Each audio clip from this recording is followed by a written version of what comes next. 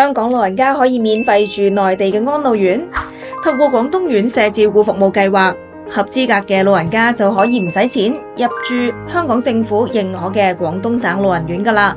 除咗食宿，更加有個人護理同醫療服務，所有費用由香港政府資助，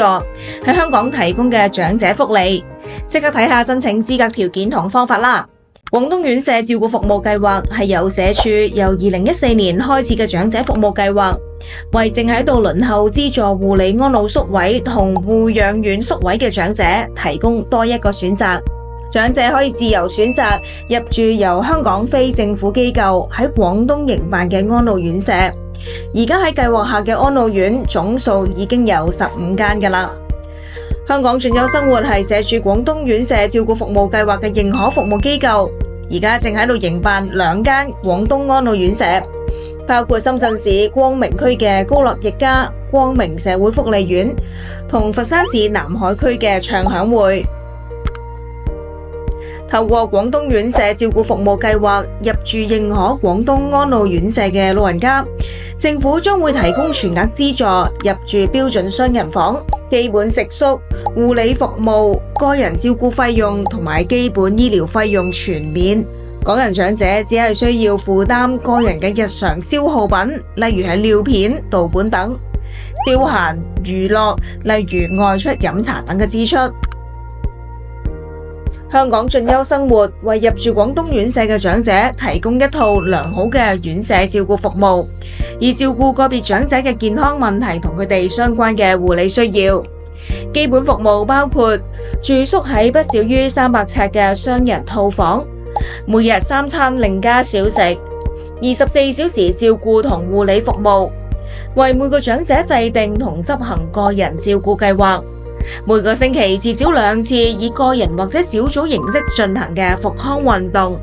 定期有醫生提供健康檢查，提供陪診、陪護服務、社交康樂活動、洗衣服務等等。擔心唔適應院舍，政府為長者加入為期6個月嘅試住期，俾老人家體驗同適應內地安老院嘅生活。如果試住期間老人家選擇返香港輪候院舍服務，佢都可以揀恢復中央輪候冊上長期護理服務嘅申請，仲可以追溯返原本嘅申請日期，咁就唔使擔心返香港嗰陣要重新申請資助安老宿位啦。香港老人家點樣可以入住認可廣東安老院舍呢？首先第一，參加社署安老服務統一評估。申請長期護理服務都需要接受安老服務統一評估，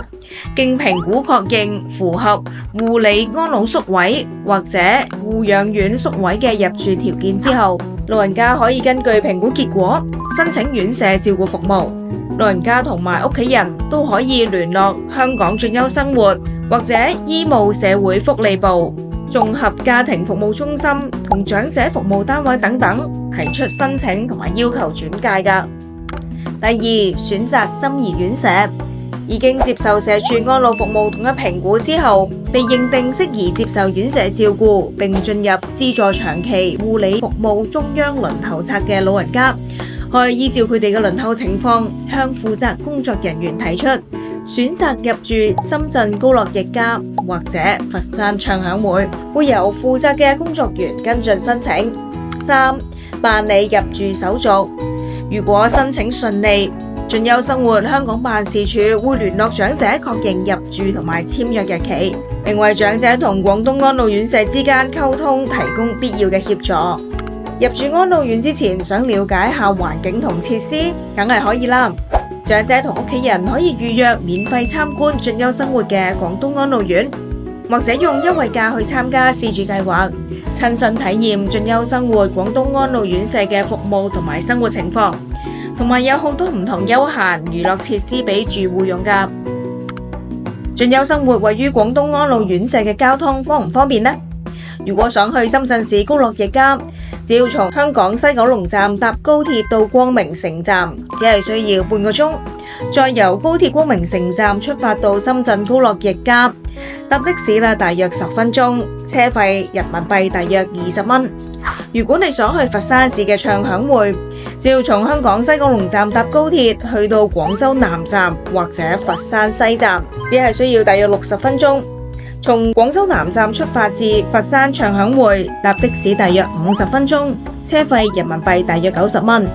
從佛山西站出發至佛山暢享匯，搭的士大約15分鐘，車費大約25蚊人民幣。咁如果老人家唔係社署合資格嘅申請人，咁仲可唔可以入住我哋喺內地營辦嘅廣東安老院呢？梗係可以啦，老人家都可以選擇自費入住進優生活參與營辦嘅廣東安老院。